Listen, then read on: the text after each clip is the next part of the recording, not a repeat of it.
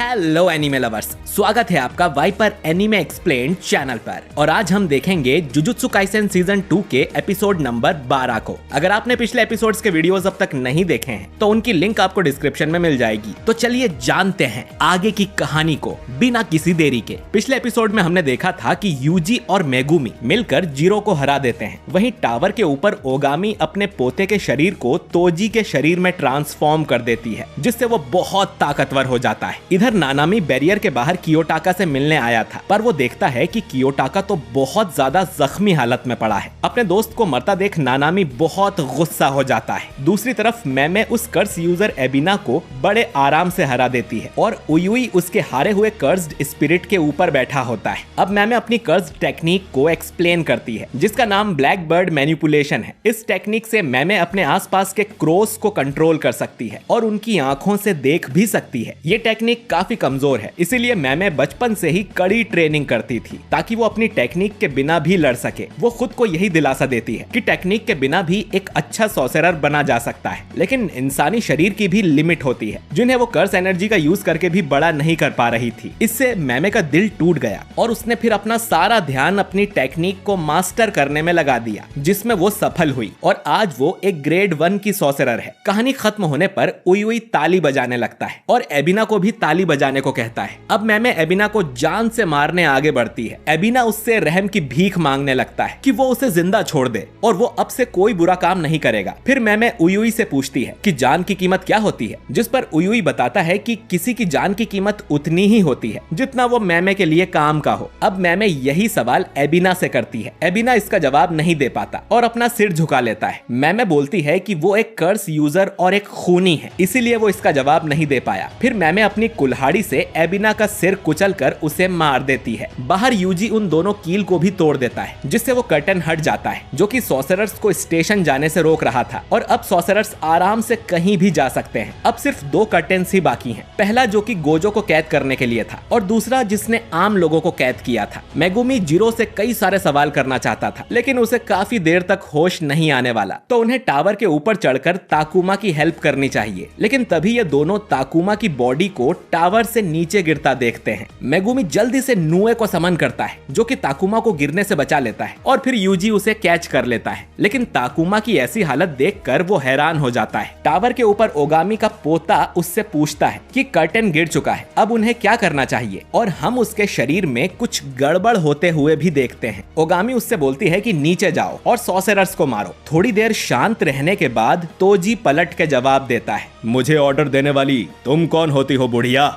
असल में शरीर के साथ साथ अब तोजी की आत्मा भी इसमें आ गई थी, यानी कि तोजी पूरी तरह से लौट आया था। ये देखकर ओगामी बुरी तरह से डर जाती है और उसे समझ नहीं आता कि ये कैसे हो गया, क्योंकि वो तो अपने काले जादू से हमेशा मरे हुए के शरीर को ही बुलाती थी, ना कि आत्मा को। तो तोजी की आत्मा इसमें कैसे आ गई? तोजी को भी समझ नहीं आता कि वो वापस जिंदा कैसे हो गया, लेकिन उसे लगता है कि उसके शरीर ने ओगामी के पोते की आत्मा को हरा दिया होगा। ओगामी बोलती है कि एक आत्मा शरीर से कैसे हार सकती है, ये तो नामुमकिन है। अब पलक झपकते ही तोजी ओगामी के पास जाता है और बोलता है कि तुमने आदेश दिया था ना सॉर्सरर को मारने का, पर तुम भी तो एक सॉर्सरर ही हो, तो मैं शुरुआत तुमसे ही करता हूँ। इतना कहकर तोजी ओगामी को मार देता है। इधर मेगुमी देखता है कि ताकुमा मरा नहीं था, लेकिन उसकी हालत बहुत खराब है। अब यूजी भी टावर के ऊपर जाके लड़ने की बात करता है, लेकिन मेगुमी उसे रोकते हुए कहता है कि अभी उनके लिए सबसे इम्पोर्टेंट गोजो है और क्योंकि कर्टन हट चुका है तो यूजी को तुरंत स्टेशन की ओर जाना चाहिए। मेगुमी ताकुमा को लेकर बैरियर के बाहर जाएगा ताकि वहां उसका इलाज हो सके। अब यूजी अपना दिमाग ठंडा कर मेगुमी की बात मान लेता है और स्टेशन की तरफ जाने लगता है। वैसे तो मेगुमी उसे अकेला नहीं भेजना चाहता था, पर उनके पास कोई और रास्ता नहीं है। यूजी कहता है कि वो चिंता ना करे और उसके साथ मेकामारू भी है, पर मेकामारू काफी समय से कुछ भी नहीं बोला था। मेगुमी यूजी को याद दिलाता है कि अगर वो फिर से मारा गया तो मेगुमी उसकी जान ले लेगा। इधर मैमे को भी पता चल जाता है कि कर्टन हट चुका है, तो वो भी स्टेशन की तरफ जाने लगती है और सोचती है कि गोजो को बचाने के लिए पता नहीं उसे कितना बड़ा इनाम मिलेगा। ये सोचकर ही वो खुश हो रही थी। इससे कुछ दूरी पर ही सूडोगे तो इनका इंतजार कर रहा था। ऊपर माकी की टीम ट्रांसफिगर्ड ह्यूमंस को मार रही थी। उन्हें पता चलता है कि बैरियर के बाहर कोई उनके मैनेजर्स पे हमला कर रहा है। तो माकी नोबारा और अकारी को बैरियर के बाहर जाने को बोलती है और यहाँ वो अकेली सब संभाल लेगी। वो आलसी नाओबितो भी यहीं था। नोबारा और अकारी को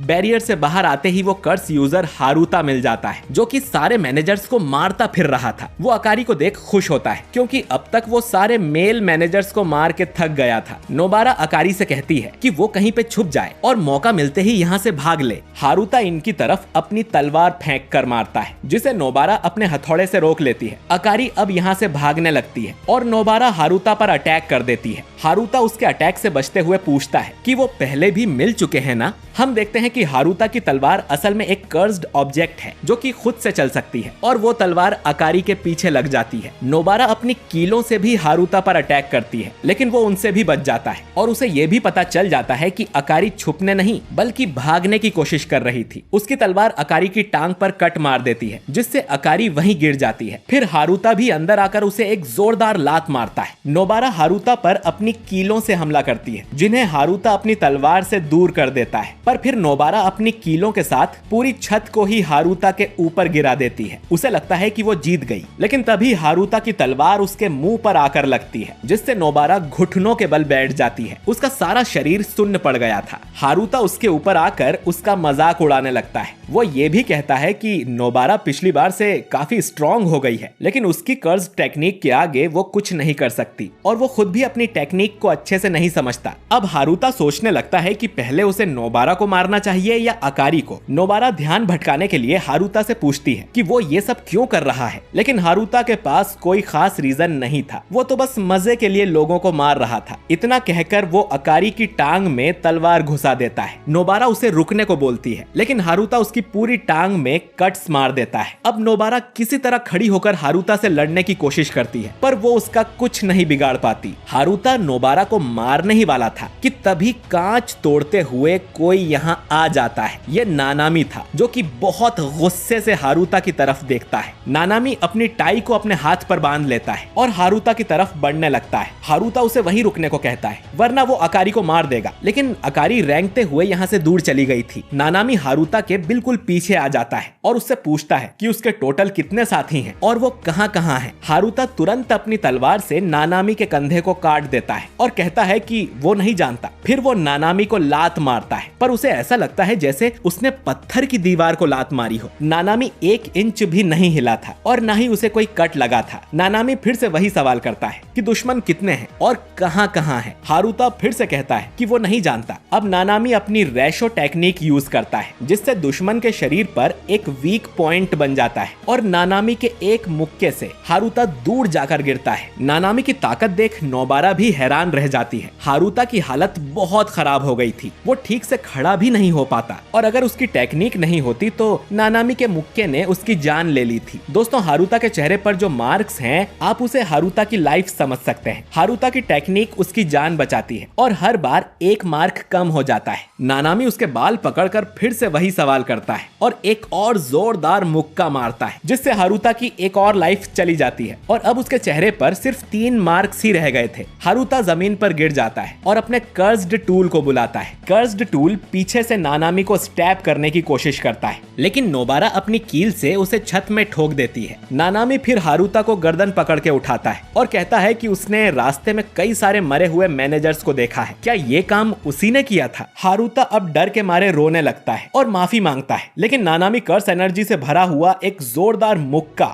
हारुता के मुंह पर मारता है, जिससे वो दीवार तोड़ते हुए बाहर जाकर गिरता है। नोबारा नानामी की पावर देख काफी इंप्रेस हो जाती है और समझ जाती है कि एक ग्रेड 1 सॉर्सरर क्या होता है। नानामी अब नोबारा से कहता है कि उन्हें अकारी के पास जाना चाहिए। इधर अंडरग्राउंड टनल में सूडो गेतो और मैमे आमने सामने आ जाते हैं। मैमे को भी यकीन नहीं होता कि गेतो जिंदा है और वो समझ जाती है कि ये जरूर कोई बहरूपिया है। दोनों अब लड़ने के लिए तैयार हो जाते हैं और सूडो गेतो अपनी टेक्निक से एक स्पेशल ग्रेड कर्स स्मॉल पॉक्स डीएटी को बाहर निकालता है। मैमे कर्स मैनिपुलेशन टेक्निक देखकर चौंक जाती है और अब उसे भी डाउट होने लगता है कि क्या सच में ये गेतो ही है।